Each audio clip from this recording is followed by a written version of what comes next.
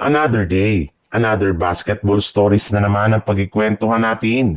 At ngayon nga ay ang pag-uusapan natin ang balitang pagpirma na ng kontrata ni Cam Reddish at ang balitang bagong center na makukuha ng Golden State Warriors.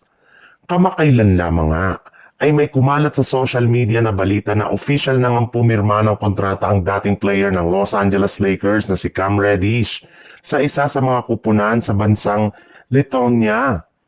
Matapos nga na walang kumuha sa kanya sa free agency sa NBA ngayong off-season, ay nakapagdesisyon nga ito na maglaro muna pansamantala sa overseas habang naghihintay ito ng bagong pagkakataon na makabalik sa NBA.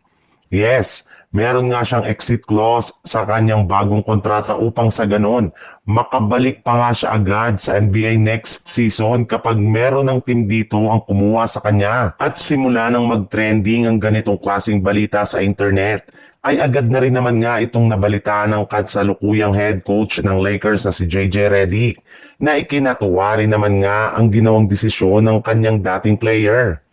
Alam rin naman nga po niya na napakalaki pa rin nga ng potensyal ni Cam Reddish na maging isang mahusay na basketball kahit hindi na ito naglalaro pa sa NBA. Kailangan lang naman nga daw nito na magkaroon ng confidence sa kanyang mga ginagawang galaw sa loob ng court upang sa ganun ay maipakita nito ang kanyang tunay na laro. Sa ibang balita naman, ikinumpirma na nga ng NBA insider na si Shams Charania ng ESPN na dapat nga daw sana ay pipirma na ng kontrata si Al Horford sa Golden State Warriors matapos ang ilang araw nilang pag-uusap ng kanilang front office. Ngunit sa kasamaang palad, kahit anumang kumbinsi nga nila dito ay hindi pa rin niya ito ginagawa hanggang ngayon kaya nananatili pa rin siyang isang unrestricted free agent. Ibig sabihin, mukhang ayaw talaga ni Horford na maglaro sa Golden State Warriors kahit man magkaroon man siya dito ng malaking oportunidad na makakuha ng isa pang kampyonato next season.